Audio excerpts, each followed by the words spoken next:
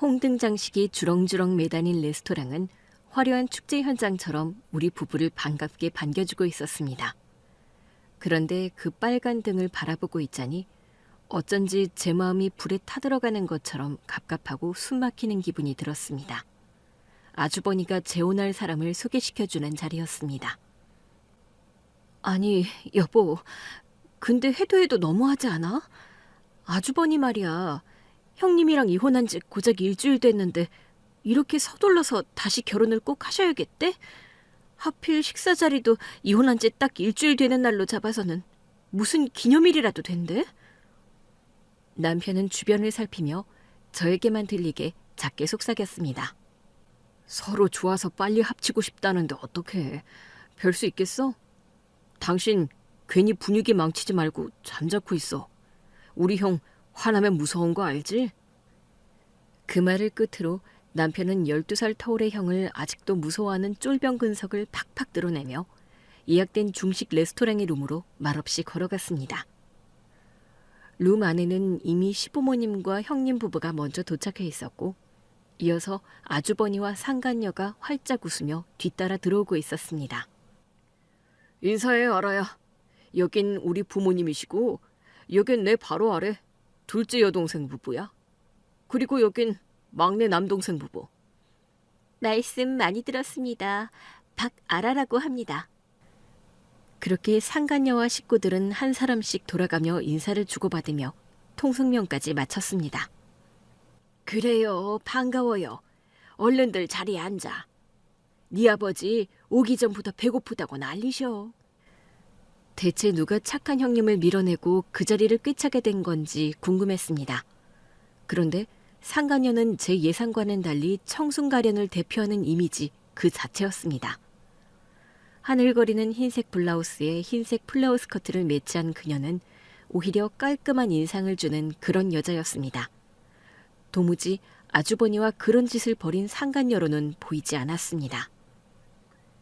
그러나 이 결혼에 심술이 나 있던 저는 속마음이 그만 저도 모르게 입 밖으로 튀어나오고 말았습니다. 중국집 보면서 옷에 짬뽕 국물이라도 튀면 어쩌려고 위아래로 흰옷을. 제 말에 남편이 어깨를 움찔 떨더니 애써 분위기를 띄웠습니다. 예쁘기만 하고만 뭘. 당신이 뭘 몰라서 그렇지. 원래 남자들은 저런 샤랄라한 의상 좋아해. 예뻐요, 형수님. 사진보다 실제로 보니까 훨씬 동안에다 미인이시네요. 평소에 전지현 닮았다는 말 많이 들으시죠? 형님, 너무 부럽습니다. 타들어가는 재석도 모르고 자신의 형에게 쌍따봉까지 날린 남편은 종업원을 불러 스페셜 코스 요리 8인분을 빠르게 주문했습니다. 게살과 자연송이 버섯이 가미된 따뜻한 스프를 한술 뜨며 시어머니가 조심스럽게 입을 뗐습니다. 아라양, 부모님은 뭐 하시는 분들인가요? 말씀 편하게 하세요, 어머니. 저희 아버지는 수산무역을 하시는 바이어시고 어머니는 식품업계 레시피 연구원이자 CEO로 활동 중이세요. 아라양이 훌륭한 부모님 밑에서 자라서 이렇게 예쁘고 바르게 컸나 보군요.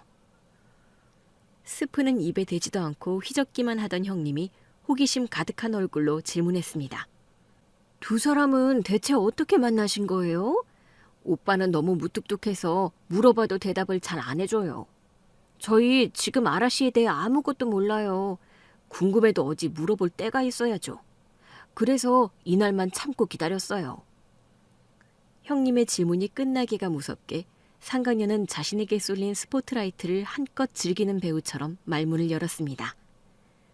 우석 씨가 무뚝뚝하다고요? 아니에요. 이의가 얼마나 다정한데요. 우석 씨랑은 학교에서 만났어요. 저는 대학 강사고 우석 씨는 교수니까 같이 연구실에서 논문 쓰고 밤새고 하다가 그만. 세상에, 오빠가 먼저 대시했어요? 아니요, 제가 먼저요. 제가 우석 씨를 짝사랑한 지 한 6개월쯤 됐을 때 도저히 마음이 숨겨지지 않아서 고백했어요. 근데 그때는 우석 씨가 저 싫다고. 우리 그냥 일만 하자고 얼마나 밀어냈는지 몰라요. 그땐 참 속상했었죠. 어느새 상간녀는 자신의 큰 눈에 눈물을 머금고 있었습니다. 작정한 사람처럼 그녀는 이야기를 멈추지 않았습니다. 우석 씨를 잊어보려고도 해봤어요. 그런데 마음이란 게 내 뜻대로 되지가 않아서 너무 힘든 거예요. 그래서 제가 살아야겠어서 살고 싶어서 우석 씨를 매일 찾아갔어요. 찾아가면 거절은 당해도 얼굴이라도 볼 수 있으니까. 그렇게 1년을 지냈어요. 그때였습니다. 타이밍 좋게 다음 코스 음식들이 룸 안으로 줄지어 들어오며 상간녀의 말을 댕강 잘라냈습니다. 제 눈앞엔 큼지막하고 윤기나는 왕새우 요리가 서빙되고 있었지만 창피한 줄도 모르고 떠들어대는 상간녀를 보고 있자니 입맛이 싹 달아났습니다. 그때 시어머니가 말을 꺼냈습니다. 마치 화제의 드라마를 시청하는 열혈 애청자처럼 몰입한 모습이었습니다. 알아야, 말 편하게 해도 되지. 계속 이어서 들려다오. 1편에 이어 2편도 궁금해지는구나. 형님에 이어 시댁 식구들 모두가 천년의 사랑을 빙자한 아주버니와 상간녀의 치정극에 흠뻑 빠져들고 있었습니다. 저를 제외하고요. 심지어 제 남편은 두 손 곱게 깍지를 끼고 소녀팬처럼 눈을 반짝이며 상간녀를 바라보고 있었습니다. 그 모습을 본 저는 괜히 심사가 꼬여 식탁 아래에 가지런히 놓인 남편의 발을 꾹 밟아주었습니다. 상간녀는 관객들을 향해 계속해서 독백을 이어갔습니다. 그럼요. 원하시면 해드려야죠. 그러다 제가 위경련으로 크게 아팠던 적이 있어요. 우석 씨와 사이도 그렇고 학교 수업이랑 논문 준비까지 겹치면서 잠도 못 자고 밥도 못 먹고 스트레스까지 받으니까 몸이 너무 힘들었나 봐요. 새벽에 혼자 너무 아팠는데 그날따라 도와줄 친구도 없고 부모님은 지방에 계셔서 우석 씨한테 한 번만 집으로 와달라고 부탁했어요. 다행히 제 죽어가는 목소리를 듣고 우석 씨가 바로 달려와줬어요. 정말 많이 아팠는데 이런 게 사랑의 힘인 건지 우석 씨를 보자마자 통증이 조금씩 가라앉았어요. 오빠한테 저런 면이 있었어? 오래 살고 볼 일이야, 정말. 저한테는 우석 씨가 정말 따뜻한 사람이에요. 그러고는 저를 업고 병원에 가려는 우석 씨에게 집에서 약 먹고 쉬고 싶다고 고집을 부렸어요. 통증도 처음보다 괜찮아졌고 둘만 있는 그 시간이 너무 소중했거든요. 근데 우석 씨가 집에도 안 가고 며칠 동안 간병을 해주더라고요. 그때 서로의 마음을 확인했어요. 저는 제 옆에 앉아서 불륜이라는 말을 정성스럽게 포장하고 있는 상간녀의 이야기를 한참 동안이나 내버려뒀습니다. 화는 났지만 대꾸할 가치조차 없었습니다. 불륜은 포장지를 걸쳐도 불륜이었습니다. 그러다 문득 시댁 식구들이 혹시 이 사실을 모르고 있는 건 아닐까 하는 착각이 들었습니다. 그래서 저는 확인 사살용 질문을 하나 던졌습니다. 그럼 두 분은 언제부터 만나신 거예요? 사귀기 시작한 건 1년 반 정도 됐어요. 알고 지낸 건 더 오래됐고요. 그럼 아주버니는 형님이랑 이혼하기 전부터 아라 씨와 관계를 이어오셨던 거였네요? 리나야, 사람 앞에 두고 아라 난처하게. 그건 네 아버지 말씀이 맞아. 오늘처럼 좋은 날 꼭 그런 얘기를 해야겠어? 좋게 좋게 넘어가. 그래 옳게. 듣는 내가 다 민망해. 착각이 아니었습니다. 저를 제외한 다른 가족들은 이미 상간녀에게 홀라당 넘어가 그녀를 이미 가족으로 받아들인 듯한 분위기였습니다.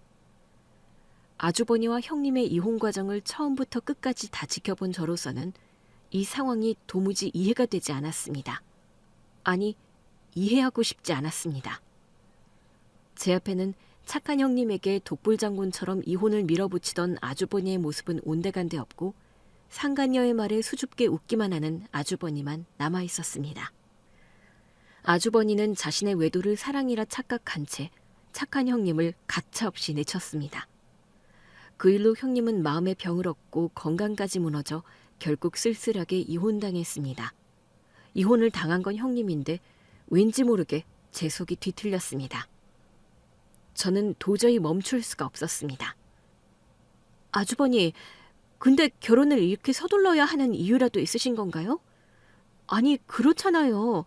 이혼한 지 오늘이 딱 일주일째 되는 날인데 이렇게 급하게 식사 약속을 잡은 것도 그렇고 결혼도 당장 한 달 뒤에 하신다면서요. 아직 이혼 서류에 잉크도 안 말랐겠어요. 아주버니에게 던진 말이었지만 대답은 상간녀에게서 돌아왔습니다. 오해하지 말아주세요. 이인은 잘못 없어요. 결혼도 제가 우석 씨랑 빨리 살림 합치고 싶어서 서두르자고 했고요. 그녀는 어쩔 줄 몰라하는 표정으로 울먹이며 말했습니다. 하지만 저는 상간녀의 태도에 흔들리지 않고 꿋꿋하게 할 말을 이어나갔습니다. 두 분 다 대학에서 강의하시잖아요. 이 중에서 제일 배우신 분들이고요. 들은 그거 사랑이라고 안 해요. 불륜이라고 하지. 설마 모르셨다고 발뺌하진 않으시겠죠? 100번 양보해서 시간 좀 지나서 합친다 해도 인정할까 말까 할 텐데 알 거 다 하시는 분들이 누가 알게 되면 어쩌려고 이러세요?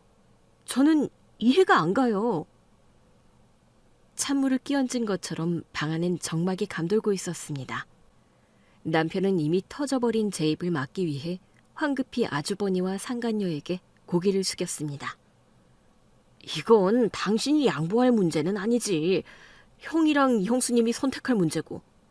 오늘따라 왜 이렇게 오지랖이야? 제가 와이프 대신해서 사과드릴게요. 죄송해요. 남편의 말이 끝나자 때마침 마지막 식사로 짬뽕과 짜장면이 테이블 위에 놓이고 있었습니다. 그때였습니다. 상간녀는 떨어진 젓가락을 줍는 척 몸을 숙여 저에게만 들리게 귓속말을 던졌습니다. 그만 나대. 너 내가 누군지 모르지? 오늘 자꾸 선 넘네. 그 말을 듣는 순간 짬뽕 국물보다 더 뜨거운 분노가 속에서 끌어올랐습니다. 저는 그 자리에서 벌떡 일어나 상간녀에게 따귀를 날렸습니다. 의자가 낮아빠지는 소리에 바닥에 올렸지만 따귀를 내려치는 소리는 가려지지 않았습니다. 방금 저한테 뭐라 그러셨어요? 제가 대체 뭘 했다고 그러세요? 저는 젓가락이 떨어져서 주웠을 뿐이에요. 뭔가 착각하신 모양이에요. 저한테 분명히 나대지 말라고 내가 누군지 아냐고 협박하셨잖아요. 상간녀는 제 말을 가볍게 무시하고 아주버니를 바라보며 오늘만 벌써 3번째인 눈물을 또 터뜨렸습니다. 우석 씨, 저 너무 아파요. 알아요. 괜찮아? 재수 씨, 이게 대체 무슨 짓이에요? 마음에 안 든다고 손윗 사람의 뺨을 치는 게 정상입니까? 제가 반박하려는 순간 상간녀가 먼저 치고 들어왔습니다.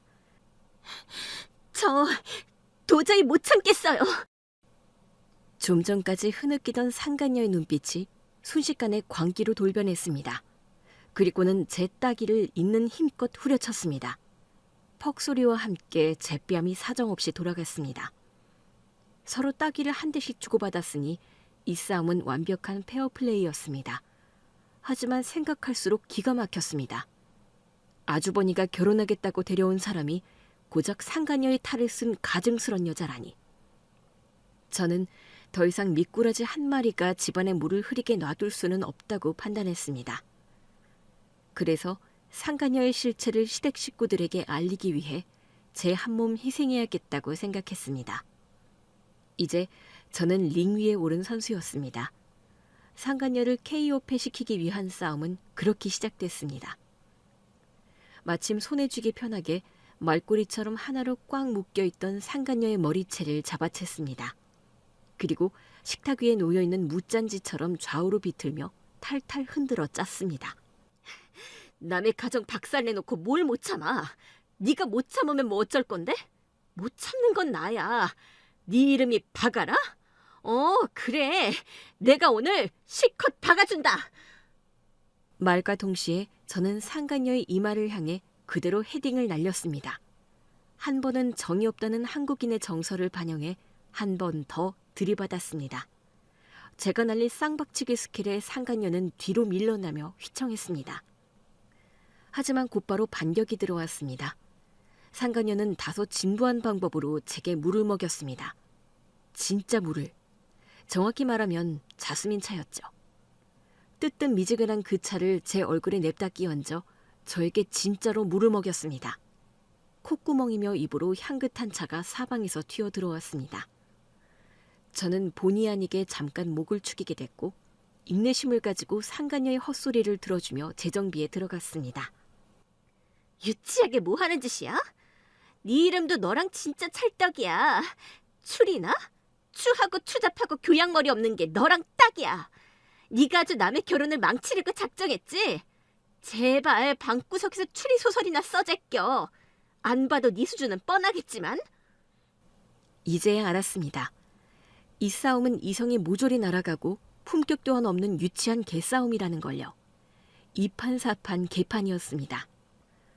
저는 다시 상간녀에게 공격을 가했습니다. 문화센터 에어로빅반 반장 출신의 명예를 걸고 상간녀의 복부를 향해 무릎을 힘차게 찔러 넣는 족발 당수를 날렸습니다. 어따 대고 반말이야? 너 몇 살이야? 몇 살인데 누가 봐도 삼촌뻘인 우리 아주버니를 만나고 지랄이야. 네 나이 또래 애들은 너 안 만나주디? 수준 떨어진다고? 제 의도와는 다르게 아주버니까지 같이 먹인 셈이 됐지만 이 싸움을 멈출 수는 없었습니다. 상간녀는 제 머리채를 움켜쥐고 손톱으로 얼굴을 핥히며 악을 썼습니다. 43살이다. 어쩔래? 나도 먹을 만큼 먹었어. 저도 물러설 수 없었습니다. 머리채를 같이 붙잡고 있는 힘껏 흔들었습니다. 뭐? 43? 너 아주버니 나이는 알고나 만나니? 아주버니 며칠 뒤에 환갑이야. 엎치락 뒤치락하며 테이블 위에 그릇과 컵이 소리를 내며 나뒹굴었고 바닥에는 머리카락 뭉치가 이리저리 굴러다니고 있었습니다. 그러는 넌 딱 봐도 신은 넘어 보인다? 나이 먹고 힘만 더럽게 세가지고는 여자가 왜 이렇게 억세? 그러면 매력 없어. 이게 보자 하니까.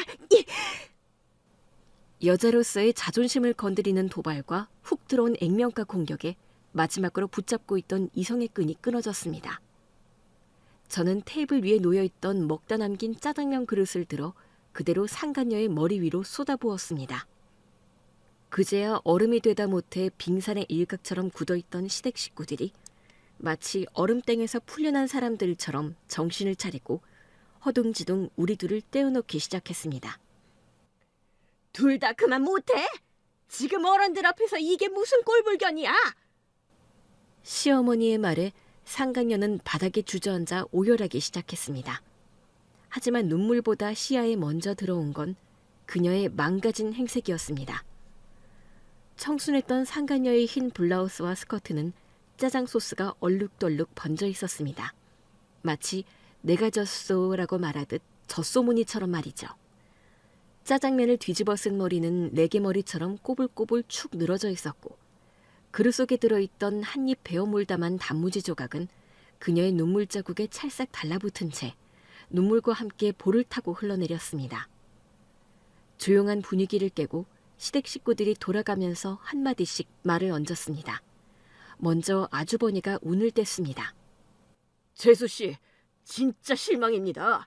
이 사람한테 몰상식하게 군 거 제대로 사과하세요. 시부모님이 아주버니의 말을 이어받았습니다. 그래, 리나야. 너보다 어려도 손윗 사람이다. 우리 집에 이런 하극상은 절대 있어서는 안 돼. 얼른 아라 양에게 사과해. 리나, 네가 이런다고 달라지는 게 뭐가 있니? 쓸데없는데 괜히 힘 빼지 마. 아라는 이미 우리 가족이야. 형님과 남편도 한마디씩 거들었습니다. 올케가 먼저 뺨 때려서 지금 이사다 난 거잖아. 세상에, 세훈이 얼굴 빨개진 것 좀 봐. 맞아, 누나. 리나, 제 손 얼마나 매운지 안 맞아본 사람은 몰라. 딱 봐도 당신보다 연약한 형수님을 꼭 그렇게까지 했어야 됐어? 상간녀는 그 꼴을 하고도 웃음이 나오는지 시댁 식구들 뒤에 숨어 씩 웃고 있었습니다. 같이 싸웠는데도 상간녀의 편만 들고 저만 꾸짖는 시댁 식구들이 너무도 원망스러웠습니다. 화가 머리끝까지 차올라 손이 덜덜 떨릴 정도였습니다. 하지만 저는 끝내 사과하지 않았습니다. 이 싸움이 누구 입에서 시작됐는지 저는 똑똑히 알고 있었으니까요. 그리고 결심했습니다. 상간녀의 민낯을 까발려 어떻게 해서든 이 결혼을 제 손으로 반드시 파토내겠다고요. 그렇게 소동은 끝이 났지만 저는 밤이 깊도록 쉽게 잠을 이룰 수가 없었습니다. 아주버니와 상간녀의 결혼이 제 머릿속을 온통 지배하고 있었습니다. 코를 골며 자는 남편을 뒤로하고 저는 침대에서 조용히 일어났습니다. 드디어 인기그룹 팬클럽 회장을 역임했던 제 과거 경력을 다시 한번 써먹어야 할 때가 왔다는 예감이 들었습니다. 오빠들의 정보를 먼지 한 톨 남기지 않고 탈탈 털어냈던 그 집요한 DNA가 아직 제 안에 남아 있었습니다. 저는 노트북을 열어 상간녀에 대한 인터넷 정보를 수집하기 시작했습니다. 박아라. 세 글자를 검색창에 치자 상간녀의 SNS 계정과 강의 중인 대학교 프로필이 가장 먼저 떴습니다. 하지만 정보가 될 만한 건 딱히 없었습니다. 저는 잠시 깊은 고민에 빠졌습니다.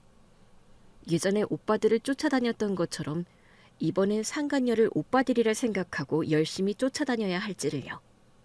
가장 단순하지만 가장 정확한 방법이었습니다. 그 순간 상간녀가 아까 저에게 했던 말이 문득 떠올랐습니다. 내가 추리 잘하는 건 또 어떻게 알고? 방구석에 앉아서 뭐? 추리소설이나 쓰라고? 좋아. 추리소설 대신 네 인생 막장 소설을 써주마. 두고 봐, 박아라.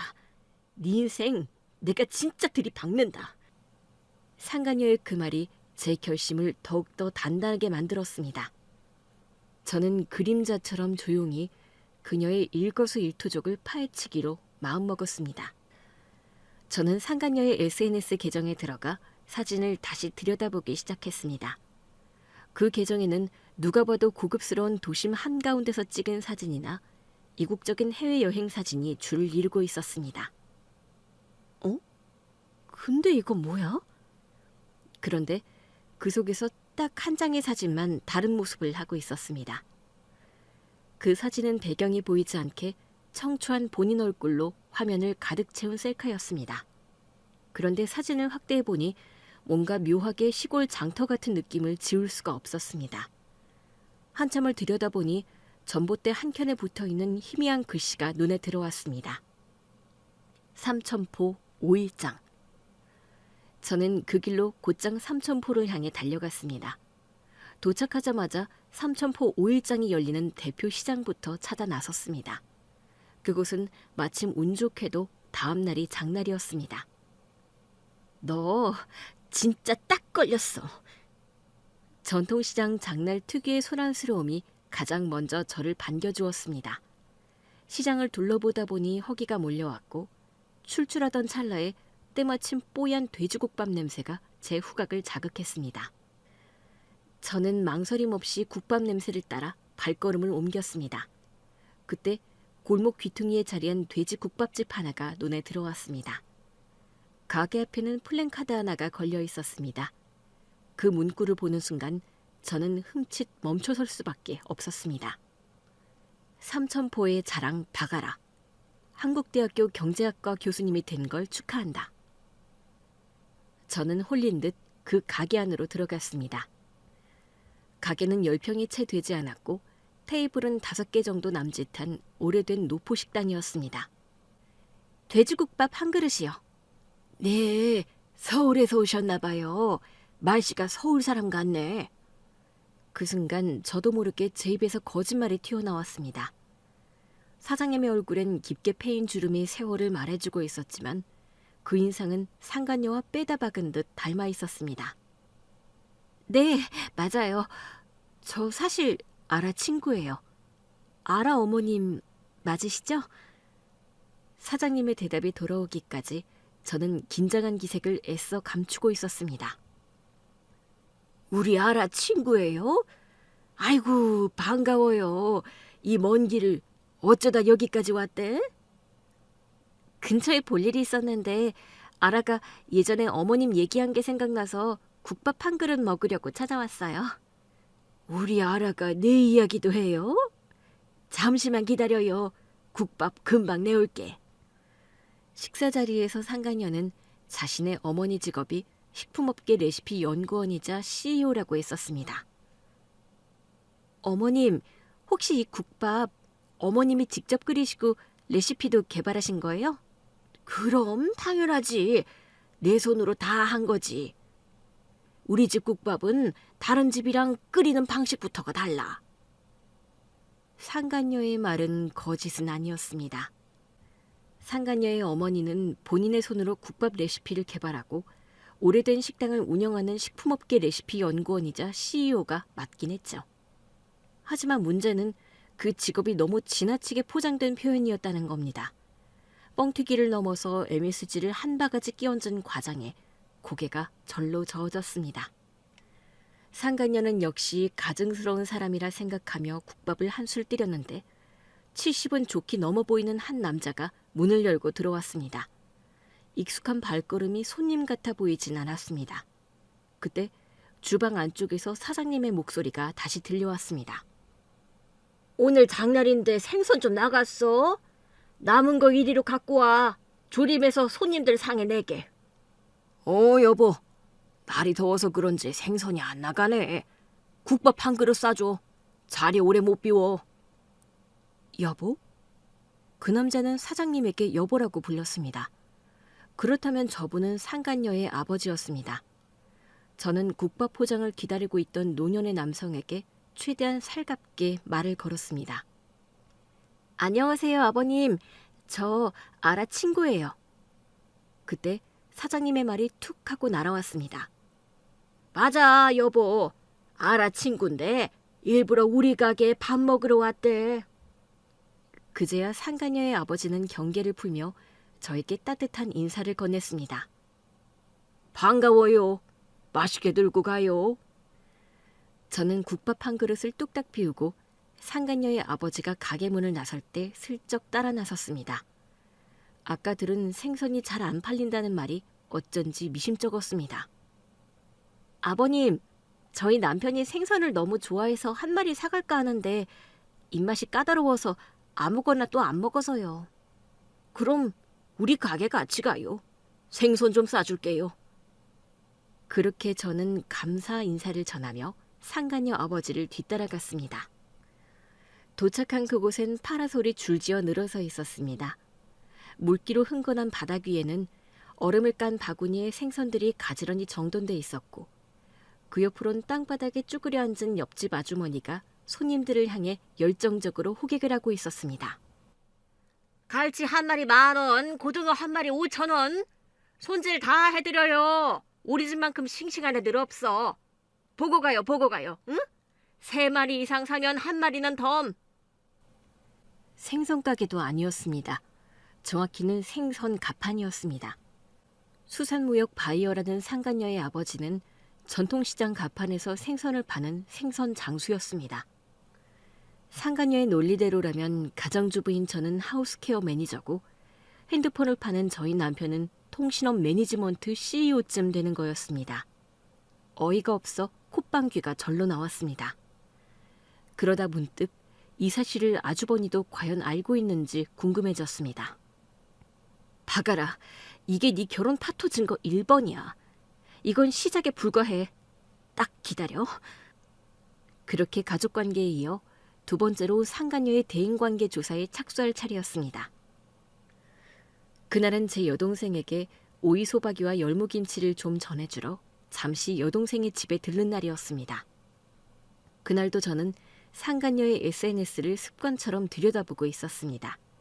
바로 그때 여동생이 제 폰화면을 슬쩍 보더니 한마디를 던졌습니다. 이 남자 우리 남편 대학 동기야. 언니도 아는 사람이야? 상간녀의 최근 사진 속에 있던 남자 중 한 명이었습니다. 세상 좁다더니 딱 이럴 때 쓰는 말인가 봅니다. 이 남자에 대해서 아는 거 다 말해봐. 빨리. 저는 여동생을 채근했습니다. 남편 대학 동기라 학벌은 좋은데 카지노 죽돌이야. 같이 어울리는 사람들도 다 그렇대. 꽤 오래됐을걸? 바쁜 일을 핑계삼아 서둘러 자리를 뜨려던 참이었습니다. 바로 그때 여동생이 한마디를 덧붙였습니다. 근데 잠깐만. 얘 바가라 아니야? 상간녀 이름이 여동생의 입에서 흘러나오자 저는 화들짝 놀라며 대답했습니다. 네가 바가라를 어떻게 알아? 언니, 얘 나랑 중학교 동창이야. 진짜? 근데 나는 왜 한 번도 본 적 없는 것 같지? 언니랑 나랑 3살 차이라 중고등학교 같이 다닌 적 없잖아. 그리고 얘 중학교 때 전학 갔어. 되게 시골 같은 동네로 멀리 갔는데. 어디였더라? 삼천포? 맞아. 거기였어. 바가라랑 그 무리가 왕년에 껌 좀 씹던 애들이잖아. 사고 쳐서 다 전학 갔어. 사진 보니까 기억난다. 여기 얘네 다 그때 전학 갔던 애들이네. 삼천포에 이어 이번엔 강원도였습니다. 내국인 출입이 유일한 합법 카지노는 국내에 단 한 곳뿐이었으니까요. 입구부터 붉은 카펫과 화려한 샹들리에가 단번에 시선을 사로잡았습니다. 딜러의 손과 칩은 발이라도 달린 듯 빠르게 움직였고 담배 냄새와 술 냄새, 그리고 돈 냄새까지 한데 뒤섞여 있었습니다. 저는 평소에 게임은 영 젬병이라 일상 속에서 남편의 동태를 살피는 눈치 게임 정도만 주로 하는 편이었습니다. 하지만 여기는 카지노였습니다. 의심을 피하려면 일단 아무 기계 앞에 앉아 심호흡부터 해야 했습니다. 그때였습니다. 기기 화면에 비친 유리 너머로 익숙한 얼굴들이 보였습니다. 바로 상간녀와 왕년에 같이 껌 좀 씹던 그 무리였습니다. 그들은 자리에 앉자마자 익숙하게 칩부터 집어들었습니다. 갈게요. 무리 중 한 남자가 그 말을 던지자 게임이 시작됐습니다. 그 순간 익숙한 목소리가 들려왔습니다. 잠깐만, 나 없이 벌써 시작하는 거야? 내가 승리의 요정인 거 몰라? 딜러가 상간녀를 보자 반갑게 인사를 건넸습니다. 한두 번 본 사이는 아닌 듯 했습니다. 안녕하세요. 오늘도 출석하셨네요. 무리의 남자도 거칠게 인사를 날렸습니다. 승리의 요정은 개뿔. 요정이 네 편 들어줬으면 네 게임 빚이 2억이나 쌓였겠냐? 입 다물어. 오늘 내가 싹쓸이해서 네 입에 돈을 쑤셔 넣어줄 테니까. 야, 잠깐만. 전화 온다. 찍소리도 내지 말고 다들 조용히 해. 상간녀는 전화를 황급히 받았습니다. 목소리가 한순간에 콧소리로 바뀌었습니다. 우석 씨, 저녁 식사는 하셨어요? 저는 지금 친구가 강연 준비 좀 도와달라고 해서 친구네 와 있어요. 아마 밤새야 될 것 같아요. 힘들긴요. 전 괜찮아요. 우석 씨가 요즘 세미나 준비 때문에 더 힘들죠? 저 보고 싶어도 오늘은 참으셔야 해요. 저도 보고 싶어요. 사랑해요. 전화를 끊자 무리들의 조롱이 빗발쳤습니다. 우석 씨, 왜? 넌 비위도 좋다. 그 할아버지가 그렇게 좋아? 뭐라 씨 부리는 거야. 너 내가 입 털지 말라 그랬지. 강냉이 털어서 칩 대신 박아줘? 상간녀는 시댁 식구들과의 식사 자리에서 학창 시절엔 공부만 했고 취미도 따분하게 시집 읽기, 논문 쓰기라 인생 너무 재미없이 살았다고 했습니다. 하지만 공부만 했다기엔 껌 좀 씹다가 삼천보로 사고쳐서 전학을 갔고 취미는 따분과는 거리가 먼 자극을 줬는 도박이었습니다. 그 도박도 허투루 하지 않은 결과 차곡차곡 쌓은 빚이 무려 2억이라고 했습니다. 지금 제 눈앞에 있는 상간녀의 인생이 재미없기는커녕 욕부터가 아주 찰지고 재밌었습니다. 식사 자리에서 저에게 던진 협박성 말투와 따귀 스킬이 예사롭지 않다 했더니 이게 다 학창 시절부터 쌓아온 선행학습의 결과였습니다. 이보다 더 다이나믹한 삶이 있을까요? 이 재미를 시댁 식구들과 함께 즐기고 싶었습니다. 결혼 파토 증거 2번 수집 완료. 이제 남은 건 딱 하나. 마지막 타깃은 상간녀의 직장 내 행적이었습니다. 그날은 마침 고등학교 동창 계모임이 있던 날이었습니다.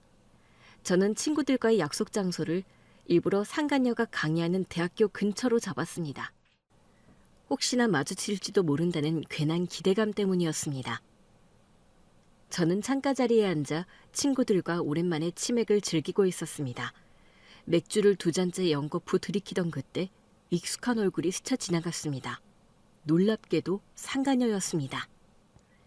그녀는 20대 중반쯤 돼 보이는 앳된 남자와 나란히 웃으며 걸어오고 있었습니다. 아니나 다를까 두 사람은 제가 있는 치킨집으로 들어와 제 바로 뒷자리에 자리를 잡고 앉았습니다. 다행히 상간녀는 저를 등지고 앉아 제 존재를 눈치채지 못한 듯 했습니다.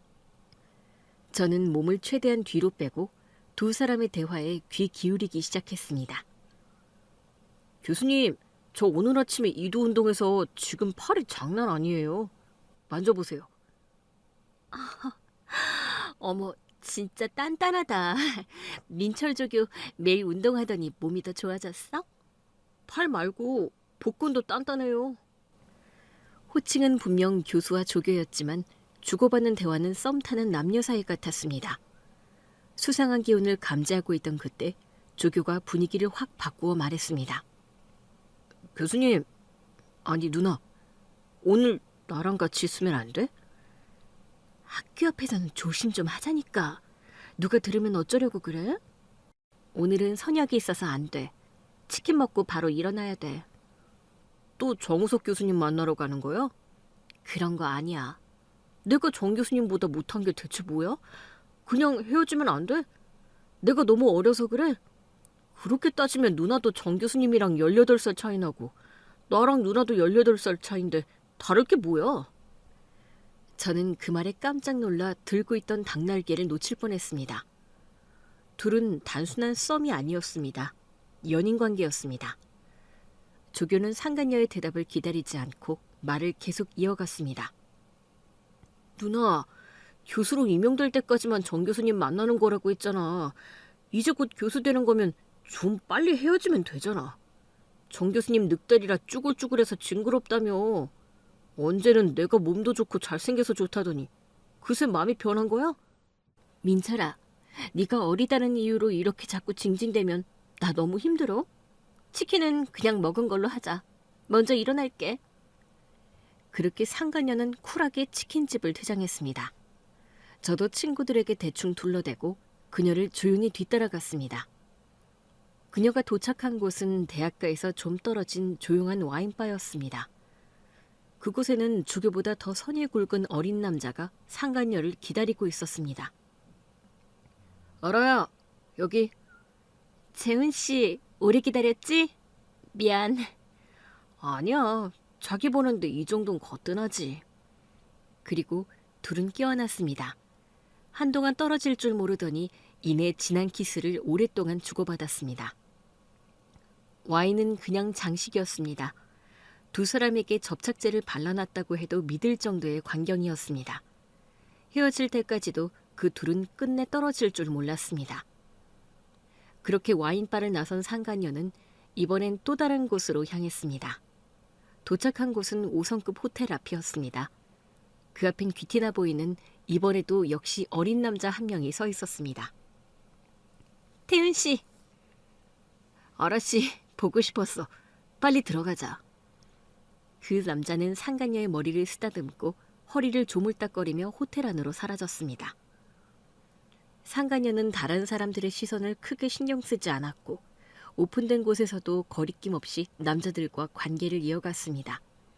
개방적이다 못해 남성 편력까지 지낸 여자였습니다. 아주버니를 제외한 남자들은 하나같이 상간녀보다 훨씬 어리고 몸도 좋고 잘생긴 남자들이었습니다.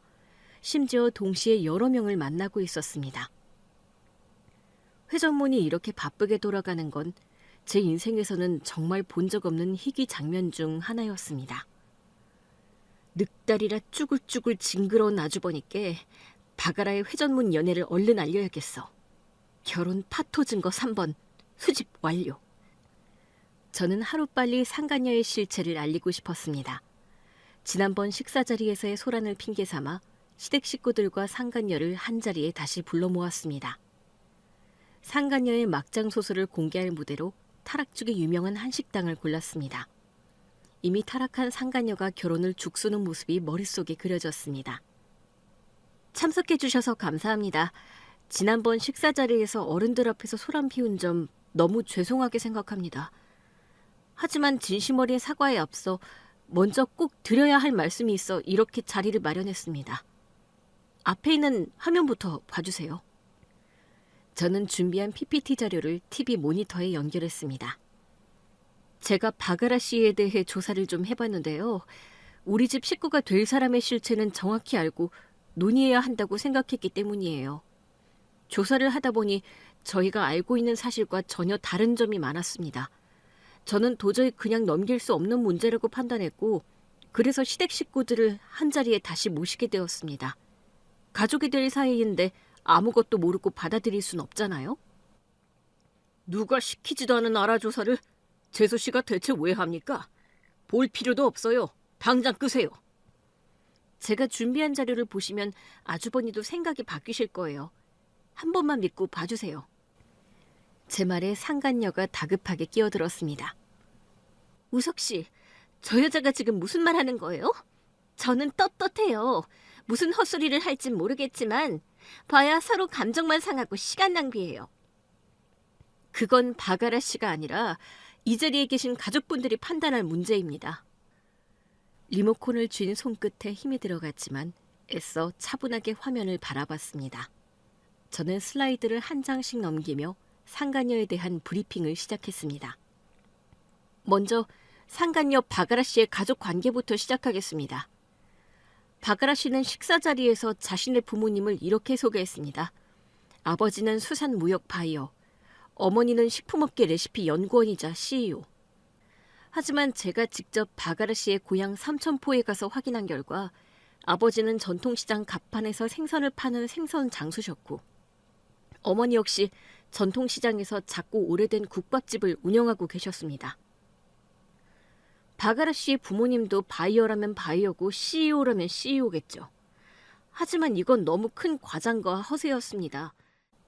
이걸 시댁 식구 모두가 아무것도 모른 채로 그냥 믿고 넘기는 걸 가만히 두고 볼 수만은 없었습니다. 타이밍에 맞춰 삼천포에서 찍어온 상간녀 부모님의 영상과 사진을 화면에 띄웠습니다. 이를 본 아주버니가 목소리를 크게 냈습니다. 고작 이런 걸로 저희를 불러 모은 겁니까? 저는 다 알고 있었어요. 제게는 아라가 중요하지 아라 부모님 직업이 중요한 게 아니에요. 이렇게 공개망신 줘봤자 어차피 헛수고예요. 아주버니의 말에 시어머니와 형님의 반격이 들어왔습니다. 그래도 이건 아니지. 직업이 아예 딴판이잖아. 이렇게까지 뻥튀기 할 건 뭐야? 누가 뭐라 한다고. 매사가 이런 식이면 앞으로 우리가 아라 양의 말을 어떻게 믿겠어? 그러게 새언니 말 철석같이 믿었는데 배신감 드네. 리나야, 혹시 또 있어? 저는 형님의 말에 조용히 다음 슬라이드를 넘겼습니다. 두 번째로 대인관계를 조사해봤는데요. 상간녀 바가라 씨는 학창시절에 인생 재미없게 공부만 했다, 취미도 따분하게 시집읽기, 논문 쓰기라고 얘기했습니다. 하지만 실제로는 왕년에 껌 좀 씹다가 사고를 쳐서 삼천포로 전학을 간 거였고, 그때 친구들과도 여전히 활발하게 어울리고 있었습니다. 그리고 실제 취미는 따분함과는 아주 거리가 먼 자극에 눈먼 사람들이 즐긴다는 도박이었습니다. 화면에는 카지노에서 게임을 하며 상스럽게 욕하는 상간녀의 모습이 적나라하게 흘러나오고 있었습니다. 가족들은 청초한 상간녀의 입에서 거친 말이 끊임없이 나오는 장면에 경악하고 있었습니다. 가볍게 도박을 즐기는 것쯤이야 무슨 문제가 되겠어요? 다음 슬라이드에는 아주버니께 거짓말을 하며 도박하는 영상과 빚이 2억 있다고 말하는 장면이 담겨 있었습니다. 다들 어떻게 보셨나요? 이 장면은 예비 배우자의 귀책 사유로 충분하지 않나요? 상간녀는 불안한지 손톱을 물어뜯더니 제 말을 툭 자르고 아주버니에게 재빨리 자신의 입장을 대변했습니다. 아니에요, 우석 씨. 저거 다 가짜예요. 제가 다 설명할게요. 아주버니는 아무 대꾸도 없었습니다. 시아버지는 팔짱을 낀 채 화면만 응시하고 있었고, 시어머니는 눈을 무섭게 치켜뜬 채 상간녀를 쳐다보고 있었습니다. 저는 기다리지 않고 마지막 슬라이드를 넘겼습니다. 마지막으로 상간녀 바가라 씨의 직장 내 행적에 대해 알아봤습니다. 제가 가장 충격받았던 부분이 이 지점이었는데요. 바가라 씨는 18살 어린 과 조교와 연인관계로 밝혀졌습니다. 그리고 이 결혼은 아주버니의 지위를 이용해 자신의 교수 임용을 앞당기기 위한 수단이었던 겁니다. 문제는 이뿐만이 아니었습니다. 조교와의 데이트를 끝낸 바가라 씨는 그날 저녁 또 다른 어린 남자가 있는 와인바로 향했습니다. 저는 말없이 상간녀가 와인바에서 남자와 진한 스킨십을 나누는 영상을 재생했습니다. 남편의 실소가 터져나왔습니다. 와, 이게 전부 다 사실이야? 아직 놀라긴 이릅니다.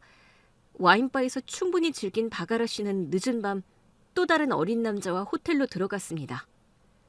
화면에는 상간녀의 허리를 주무르며 호텔로 들어가는 어린 남자의 모습이 비춰졌습니다. 오늘의 제 행동이 불편한 분들도 계실 거라 생각해요. 그분들께는 이 자리를 빌어 사과드립니다. 하지만 정씨 집안의 며느리로서 이를 묵고할 수 없었던 제 진심만큼은 알아주셨으면 해요. 제가 준비한 브리핑은 여기까지예요. 아주버니는 상간녀에게 소리쳤습니다. 바가라, 이게 다 사실이야? 도박 빚으며 저 남자들이랑 진짜 그렇고 그런 사이인 거야? 나는 그냥 도구였던 거야? 대답해! 아니에요. 저 여자가 다 꾸며낸 거예요. 요즘 시대가 좋아서 저런 거 진짜처럼 다 꾸며낼 수 있는 거 아시잖아요. 자세히 보면 어딘가 이상한 부분이 분명히 있을 거예요. 이건 우리 결혼을 망치려는 계략일 뿐이에요. 상간녀는 말도 안 되는 변명을 주절주절 늘어놓았습니다. 아주버니가 꿈쩍도 하지 않자 상간녀는 무릎을 꿇고 바짓가랑이를 부여잡은 채 울며 매달렸습니다. 우석 씨, 저 많이 부족한 거 알아요. 근데 저 우석 씨랑 꼭 결혼하고 싶어요. 내치지만 말아주세요. 제가 다 잘못했어요. 결혼만 하게 해주면 우석 씨가 하라는 대로 다 할게요. 제발요. 상간녀의 울음소리가 한식당에 크게 울려 퍼졌습니다. 시어머니가 참지 못하고 한마디를 내뱉었습니다. 나는 이 결혼 허락 못한다. 이건 하늘이 도운 거야. 어디 감히 저런 종자를 우리 집안에 들여? 그럴 일 없어요, 어머니. 이 결혼 없던 걸로 하겠습니다. 리나야, 네가 우리 집안을 살린 거야. 정말 고생했어. 그리고 네 말 안 믿은 거 미안했다. 상간녀의 말은 아무도 믿지 않았고 그녀는 그 자리에서 말 그대로 버림받았습니다. 식사를 한술도 뜨지 못한 시댁 식구들은 뒤도 돌아보지 않고 일제히 자리에서 일어섰습니다. 상간녀만 덩그러니 남겨둔 채 문을 나서던 저는 다시 돌아와 그녀의 귀에 조용히 속삭였습니다. 나대고 다닌 건 너야. 너도 내가 누군지 몰랐지.